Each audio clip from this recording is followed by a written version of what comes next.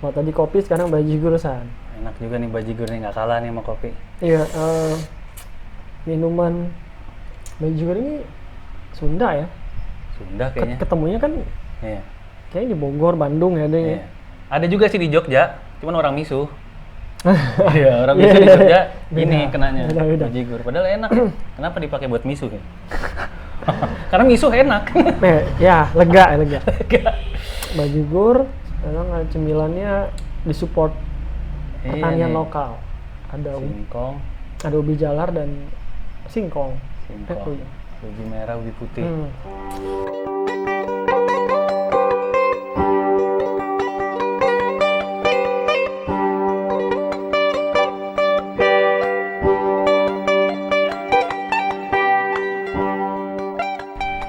Ketemu lagi bareng kita di Channel Ngarit. Ngarit, ngobrol seputar tani sama gua Iksan. Dan gua Prima, kita mau lanjutin lagi obrolan soal healthy lifestyle. Healthy lifestyle. Dimana terakhir bahasan kita pola-pola hidup sehat ini Harus ditangkap harus- momentumnya sama harus ditangkap momentumnya oleh pelaku agribisnis di sektor hulu. Ya, betul. Karena pola hidup sehat ini dimana olahraga menjadi rutinitas Ya.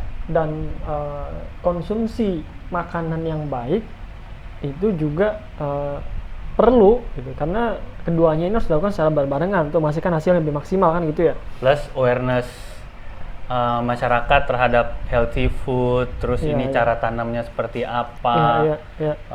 apa namanya, kalau di kopi itu third wave itu ya, Third wave, orang ya. udah mulai Ingin tahu ingin soal tahu, concern tentang ini makanan yang dihidangkan di Iya. atas meja gue nih bagaimana Iya. ditanamnya, gimana prosesnya. semua macam. prosesnya sampai ini jadi ke atas meja makan Iya, gitu. benar. Jadi kalau tadi katakan bahwa pola konsumsi menjadi concern masyarakat yang peduli akan healthy lifestyle ini. Bisa mungkin dia menjadi seorang vegetarian atau dia hanya mengkonsumsi protein tertentu. Poinnya adalah you are what you eat. Ya. Berarti kita harus concern dengan apa yang kita makan. Betul. Nah, bicara apa yang kita makan, larinya ke produk pertanian tentunya. Pertanian. Artinya dengan berkembangnya healthy lifestyle ini harus ditangkap juga oleh pelaku agribisnis di sektor hulu, dari sektor pertanian ya, pertanian, peternakan, perikanan, untuk menyediakan produk-produk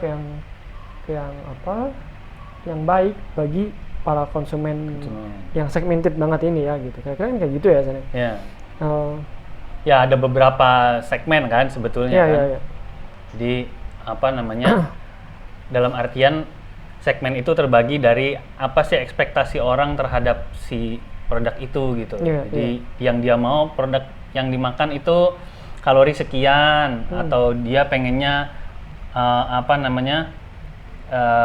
bukan fast food, ready to eat food misalnya. Ready to eat Jadi food, dia maunya dia beli itu udah tinggal dipanasin siap makan, atau malah bener-bener tinggal langsung makan kayak kalori bar apa segala macam kayak Iya, gitu-gitu, tinggal buka langsung makan. Iya. Itu kan juga salah satu ceruk tuh. Ada lagi orang yang kepengennya justru malah natural semuanya. Iya. Gitu. Ada yang value-nya adalah kepraktisan. Ya. Ada yang konsumen yang value-nya adalah produk ini harus sehat, Ya. prosesnya baik segala macam. Memang ada lagi yang penting bisa saya makan ya. Ya. Jadi memang macam-macam ya. Nah, tapi kalau misalnya kita coba lebih spesifikasi lagi ke segmen kita yang kita bicarakan tadi,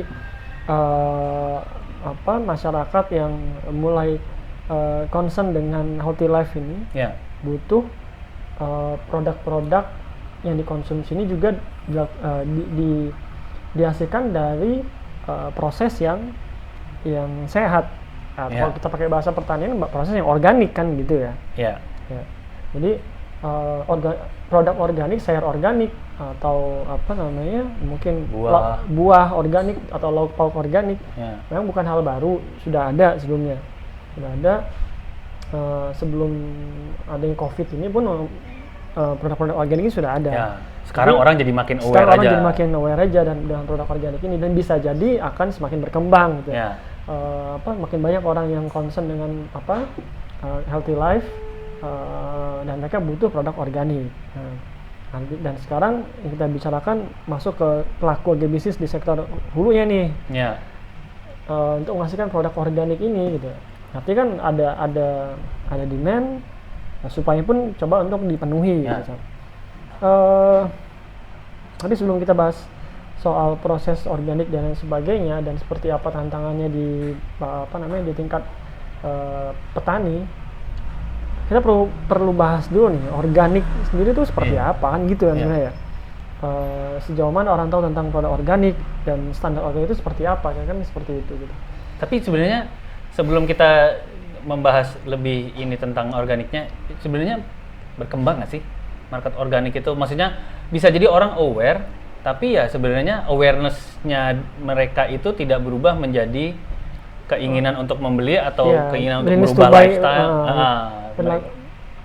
Aware, tapi apakah sudah cukup menjadi perilaku jadi mereka, di behavior mereka dan punya willingness to buy-nya ada, itu kan jadi pertanyaan kita kan ya.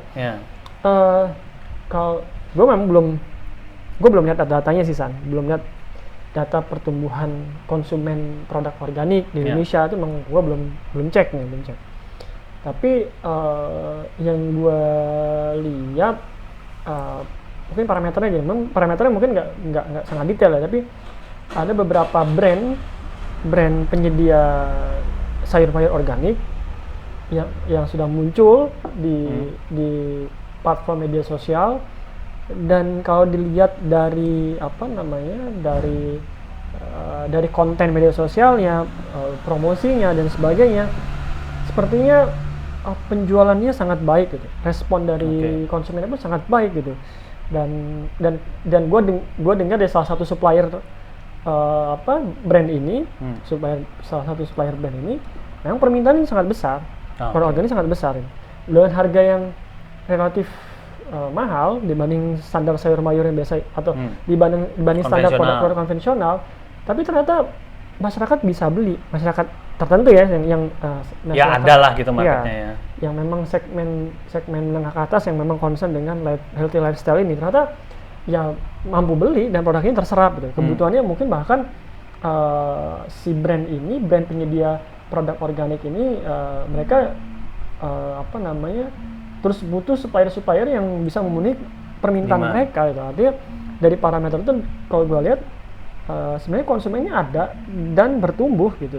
Berapa besar angkanya emang kita perlu cari tahu lebih jauh lagi sih, pertumbuhan konsumen sayur organik atau konsumen produk organik ini kita perlu cari tahu lagi. Kalau gitu apa tuh? Organik itu apa, Brim? Kalau yang karena gue sendiri nggak terlalu banyak,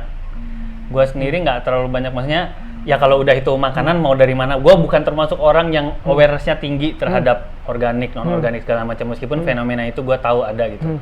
Jadi gue juga nggak terlalu membeda-bedakan produk pangan itu apakah organik, non-organik, natural atau gimana segala macam, ya pokoknya selama memang di situ sudah ada kayak misalnya label dari MUI, label dari BPOM segala macam, buat gue it's enough gitu. Jadi organik sendiri tuh apa sih? Standar organik atau produk organik ini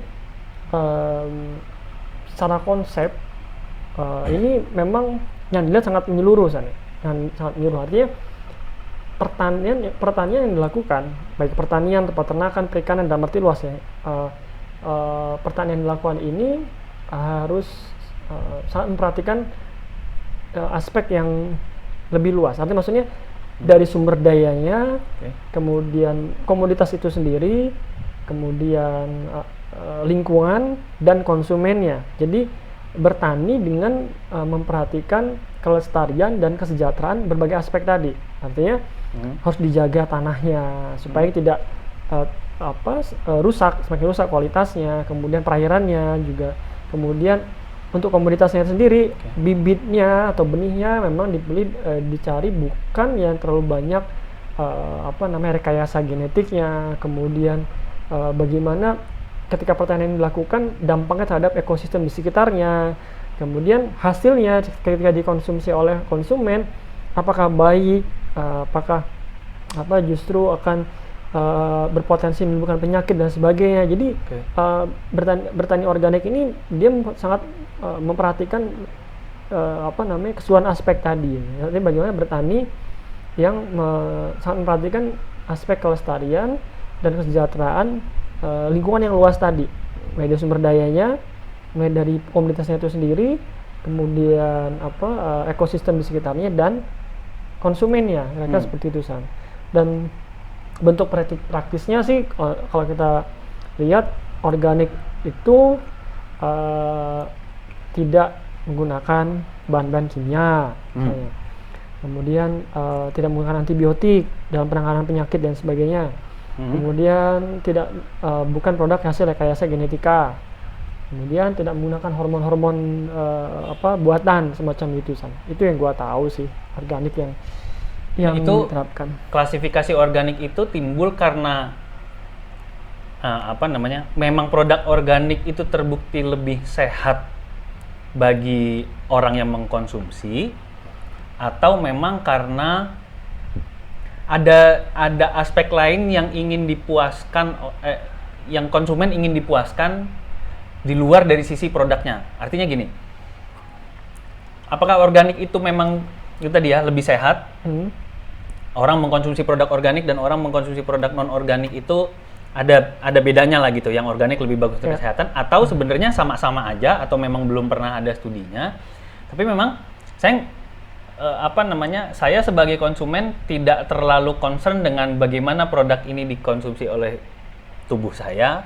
Bisa jadi sama dengan yang konvensional, tapi saya seperti punya tanggung jawab terhadap alam, bahwa produk yang saya konsumsi ini selain baik untuk saya, meskipun kadar kebaikannya sama dengan yang lain, tapi juga baik untuk alam. Nah, yang mana nih orang tuh memilih untuk mengkonsumsi produk organik itu yang mana gitu? Kalau gue pikir konsennya lebih kepada untuk dirinya sendiri di sana. Iya, pastilah untuk diri sendiri. Maksudnya efek produk itu terhadap badannya atau efek produk itu terhadap alam? Kalau dari sisi konsumen, gue pikir sementara lebih banyak mereka mengamati efek produk terhadap badannya. Oh, berarti memang produk organik itu jauh lebih menyehatkan? Ya, kayak seperti misalkan tidak menggunakan bahan yang mengandung antibiotik. Misalnya gue di perikanan nih, itu produk perikanan kita, udang misalkan, atau ikan bandeng misalkan yang diekspor keluar, itu masyarakat Amerika punya standar, Eropa punya standar toleransi terhadap residu antibiotik misalkan.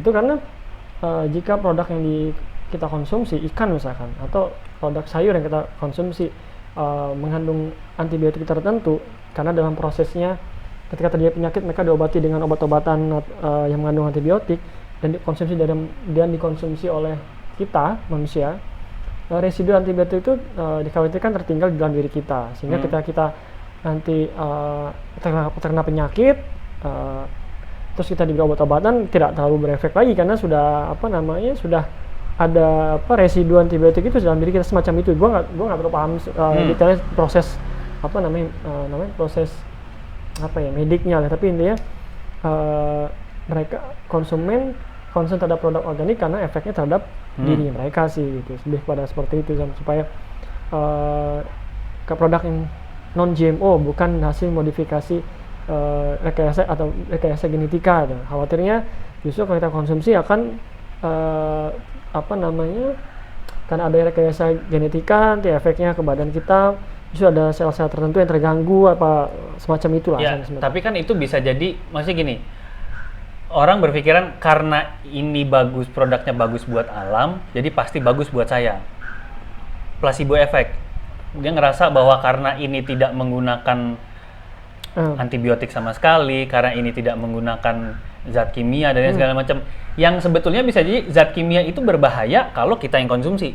Tapi begitu itu ditaruh di dalam tanah, kan ada metabolisme si tanaman dan segala macam yang mengurai itu, atau malah di tanah itu ada bakteri bisa terurai segala macam.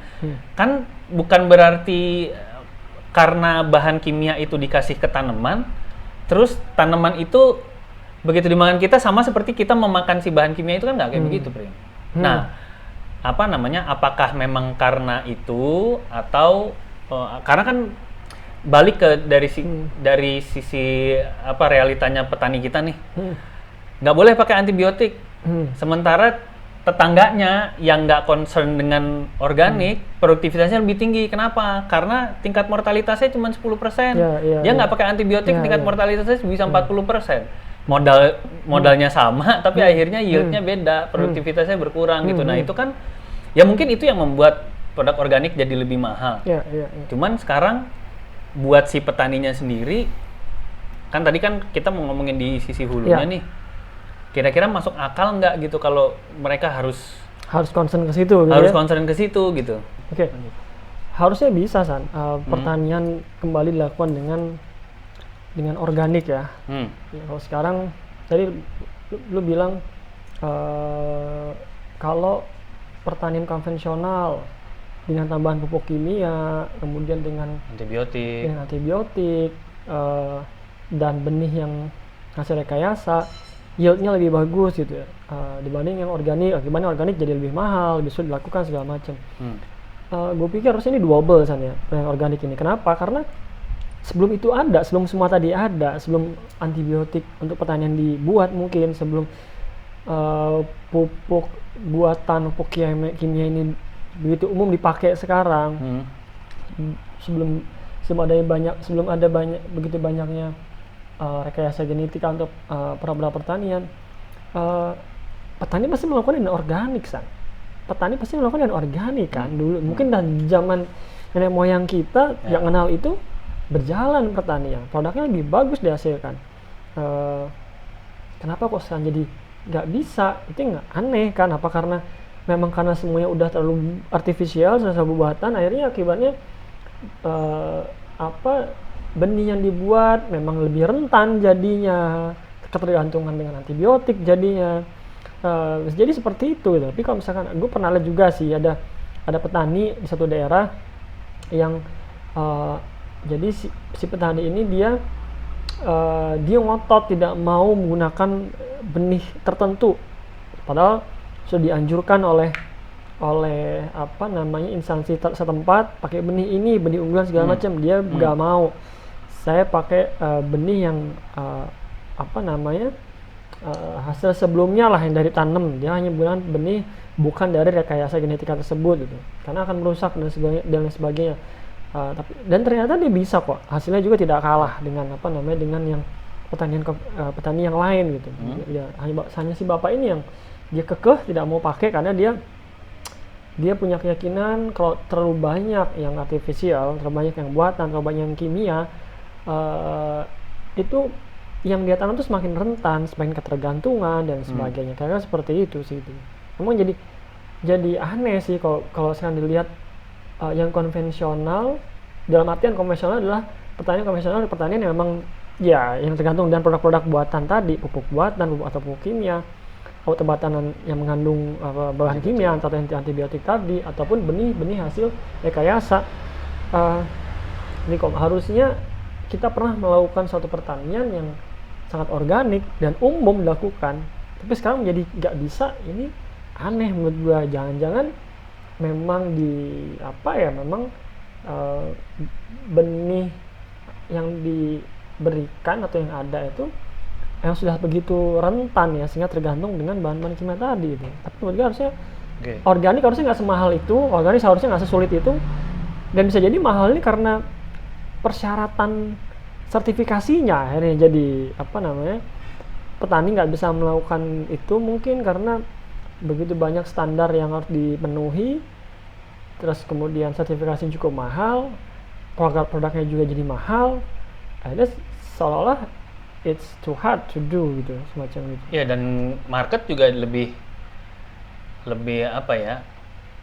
karena awareness-nya belum banyak, jadi juga nggak terlalu milih-milih banget organik atau tidak organik gitu. Ya kayak gua misalnya sama keluarga gue, ya itu tadi, pokoknya kelihatan ini sayur, kelihatan seger, harganya cocok misalnya.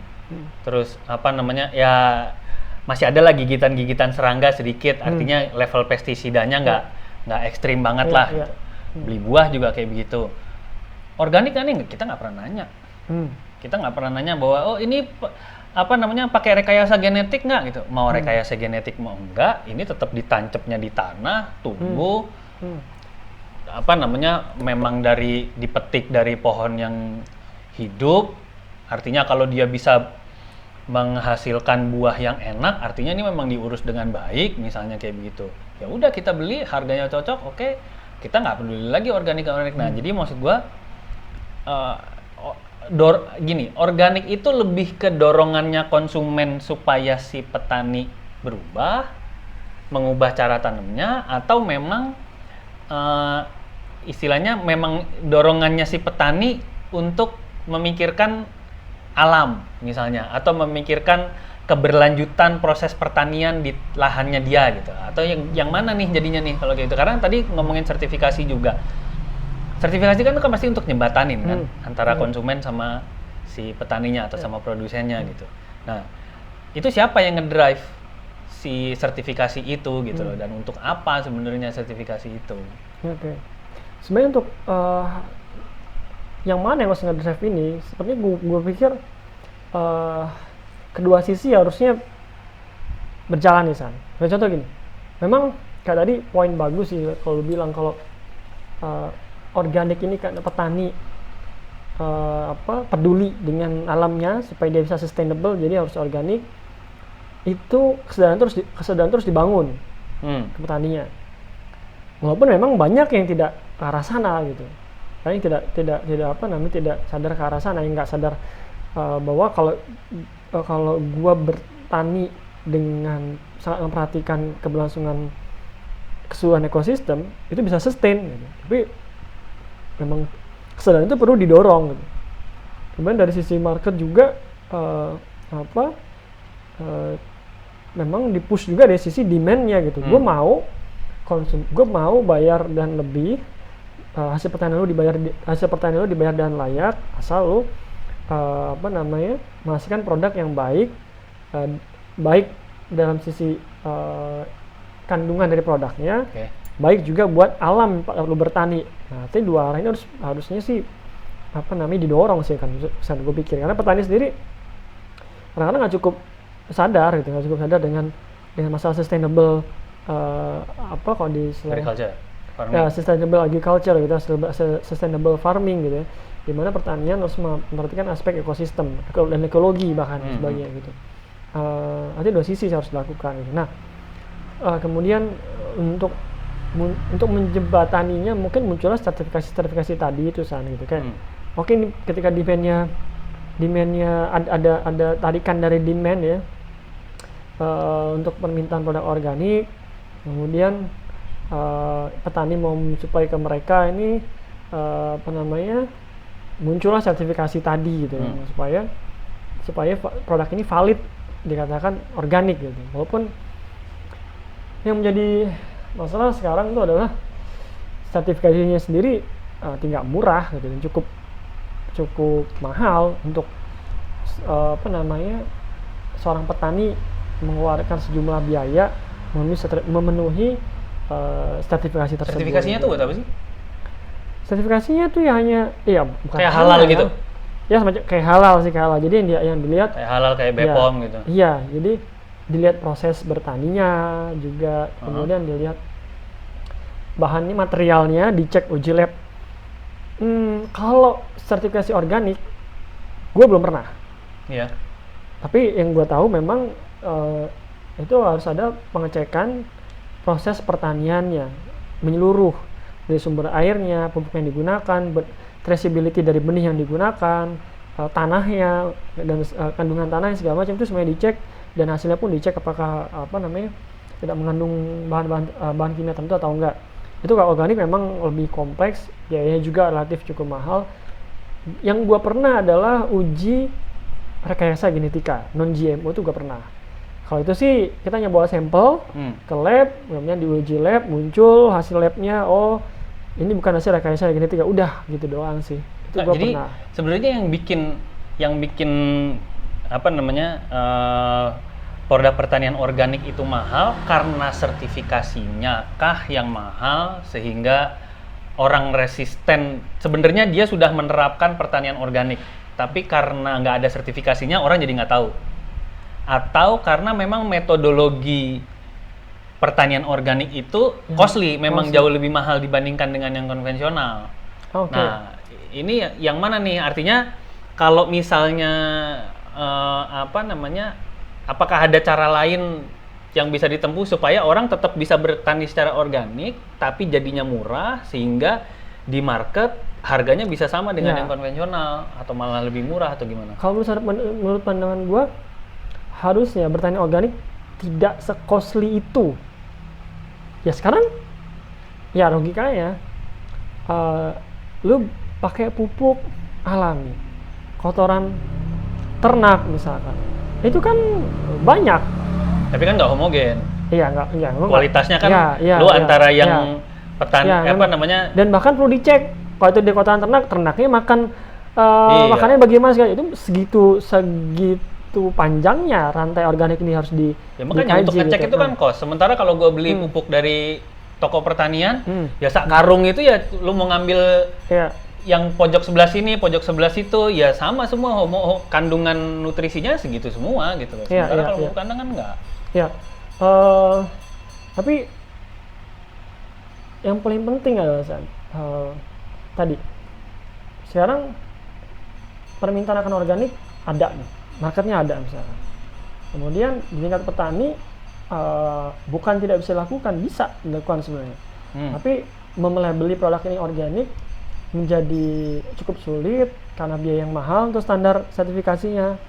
Nanti dijual-jual dan harga mahal, akibatnya konsumen juga sangat segmented yang bisa membeli ini. Tapi paling tidak, gue pikir pertanian organik ini sangat bisa dilakukan karena dia tidak dan mulai dengan gue pernah ngobrol juga sih dengan pelaku pertanian ya yang concern ke masalah ini. Gue lupa pelaku petaninya atau pemilik bisnis atau perwakilan dari pemerintahan. Gue agak lupa nih ya yang berhubungan dengan pertanian ini. Poinnya adalah yang penting prinsip-prinsip organik itu kita harus berupaya menerapkan hal tersebut. Kayak tadi misalkan, gue nggak pakai pupuk kimia dulu deh. Nggak pakai kimia, gue pakai kompos misalnya. Itu dilakukan. Kemudian gue pakai benihnya hasil gue emang ngumpulin dari produk sebelumnya misalkan. Atau gue perairannya sumber airnya dari sumur, kemudian bukan dari sungai yang mungkin bisa tercemar segala macam, dan dari sumbernya pun di-maintain dulu dengan filter-filter tertentu misalkan. Kemudian apalagi ya, pupuk dan obat-obatannya gue nggak pakai misalkan obat-obatan kimia, tapi misalkan contoh kalau di perikanan ya gue bisa pakai bawang putih misalkan untuk mengantisipasi penyakit tertentu, atau bisa juga pakai buah mengkudu gitu. Nah, upaya-upaya itu dilakukan dulu. Seharusnya kita bisa mengklaim bahwa gue sudah melakukan dengan cara organik nih, gue nggak pakai pupuk buatan nih, gue nggak pakai obat-obatan kimia nih, tapi gue pakai bahan-bahan dari alam aja gitu. Walaupun memang kalau bicara organik jadi panjang nih, pupuknya pakai kompos, kotoran kambing, kotoran sapi. Kambing lu makan apa, sapi lu makan apa, panjang lagi, itu jadi mahal di situ gitu. Atau kalau gue pakai obat-obatan dari tanaman mengkudu, mengkudu yang lo pakai gimana tuh perawatan segala macam, terlalu panjang sekali sih. Tapi enggak, upaya-upaya ke arah sana sudah dilakukan, kita bisa mengklaim organik sih, seharusnya bisa seperti itu. Tapi gini, kalau gua simpulin dari yang sudah lo terangin ya tadi karena gue sendiri juga nggak terlalu banyak paham tentang organik. Organik itu sebetulnya day to day-nya si petani kan. Iya, organik itu sebetulnya cara petani itu prosesnya sampai dia panen. Itulah organik. Habis itu produk yang dihasilkan ya akan mengikuti gitu ya, karena proses penininya itu nggak mungkin terus tiba-tiba jadi nggak pernah dikasih antibiotik, tiba-tiba muncul residu antibiotik. Nah, kalau gitu gue jadi nggak bisa nyambungin justru malah ke sertifikasi. Karena sertifikasi kan ya begitu panen dicek misalnya, atau pada saat minggu ketiga setelah bibit itu ditanam, dicek tanahnya ada antibiotik atau nggak segala macam. Itu kan cuma pada saat itu doang diambil sampel. Maksud gua, kalau memang kita mau melihat bagaimana cara si petani itu day to day prosesnya, ya di track gitu loh. Jadi ada ininya, ada sensor atau ada apa itu kan juga investasi ya. Kalau tadi kita sertifikasi itu kan investasi. Begitu keluar sertifikasinya, wah langsung produk kita langsung dianggap organik pasang harga mahal jadi masuk akal gitu. Nah, kenapa kita nggak invest aja di teknologi sensornya itu supaya siapapun yang berwenang, termasuk itu badan sertifikasinya kah, termasuk itu konsumennya kah, kalau memang mau dibuka, bisa lihat bener bahwa tuh yang dikasih pupuk kompos, tuh yang dikasih pupuk kandang, terus habis itu nggak pernah disuntikin atau nggak pernah dikasih obat antibiotik apa-apa. Kenapa nggak itu gitu loh, Prim? Iya. Masuk akal sih, make sense gue pikirnya. Jadi kalau misalkan ya, yang gue tahu nih ya, kalau misalkan kita mendapatkan sertifikasi organik, biayanya kalau nggak salah sekitar plus minus 30 juta misalkan. Uji lab untuk GMO, biayanya sekitar nih 1,5 jutaan lah gitu. Nah itu, kalau tadi yang lu maksud adalah bagaimana proses tersebut bisa di record atau bisa digitalkan dan uang yang sama, dan kita bisa melihat prosesnya. Mas, poin lu itu kan? Poin lu itu kan? Jadi masuk akal sih. Jadi kan nggak ada barrier. Kalau sertifikasi kan 2 lahan atau 3 lahan yang berbeda, punya 3 petani yang berbeda, yang 3-3-nya menanam dengan cara yang sama, satu punya sertifikasi, 2 enggak. Yang satu dijual harga organik, yang 2 enggak. Lah, kan lucu gitu loh. Padahal kalau kita beli sama bapak yang ini ya ketemunya sama juga dengan ini. Hanya karena satu orang ini punya kemampuan duit buat mensertifikasi gitu loh. Tapi kalau dia ditanemin teknologi itu kan nggak sekali jebret gitu. Dia bisa misalnya installment kah, cicilan setahun kah, apa yang model-model kayak begitulah. Iya, benar. Gue juga coba menerapkan di usaha gue, di perikanan gue itu dengan suatu teknologi itu bisa diakomodir kok. Nggak harus installment itu nggak harus bayar cash semua di depan, tapi dengan per bulan untuk teknologi. Gitu. Paham. Jadi gue pikir tadi poin gue sih sebenarnya, ketika upaya-upaya yang sifatnya peduli dengan lingkungan dan ekologi, kemudian kita berupaya menghindari penggunaan bahan kimia tadi, si petaninya ya, saya nanam jagung nih, pupuknya pakai pupuk dari kandang sapi, misalnya kotoran sapi, kemudian ketika ada penyakit, saya mengobatinnya pakai tumbuhan-tumbuhan tertentu misalkan, dan itu dilakukan day to day, artinya proses dia secara kontinu dilakukan seperti itu. Harusnya dia ya dikatakan memang klaim organik, harusnya bisa sih ya gitu, karena upaya saya sudah dilakukan gitu. Walaupun kalau misalnya bicara kalau orang yang mungkin lebih ekspor lagi di masalah organik, nggak bisa cukup di situ dong, dicek lagi yang digunakan itu tanamannya beneran organik juga apa enggak, pupuknya beneran organik juga apa enggak. Tapi paling tidak, karena gue pernah bahas ini juga dengan salah seorang yang bergerak di bidang pertanian juga, gue lupa, tapi dari pemerintahan atau bagaimana gue lupa ya. Tapi intinya ketika dia bisa mengatakan organik ketika bisa berupaya proses dilakukannya ke arah sana gitu prosesnya. Dan ketika poin lu adalah kalau itu tunjukkan aja dong prosesnya. Itu masuk akal sih, karena kita petani juga punya trade off nih, uangnya dimiliki, investasi untuk teknologi sehingga bisa menunjukkan bahwa produknya organik, atau investasi untuk sertifikasi gitu. Bahkan kadang-kadang ketika muncul sertifikasi justru prosesnya tidak konsisten. Orang jadi ngerasa kan udah ada nih sertifikasinya. Ya sertifikasi ini kan mewakili proses, padahal proses kan tiap hari dan orangnya bisa jadi beda-beda gitu. Oke, Prim. Jadi kalau gua simpulin, sebetulnya healthy lifestyle tadi itu membuat awareness masyarakat atau konsumen terhadap produk healthy food atau produk-produk yang baik dikonsumsi untuk diri sendiri maupun untuk alam, itu awareness-nya makin naik.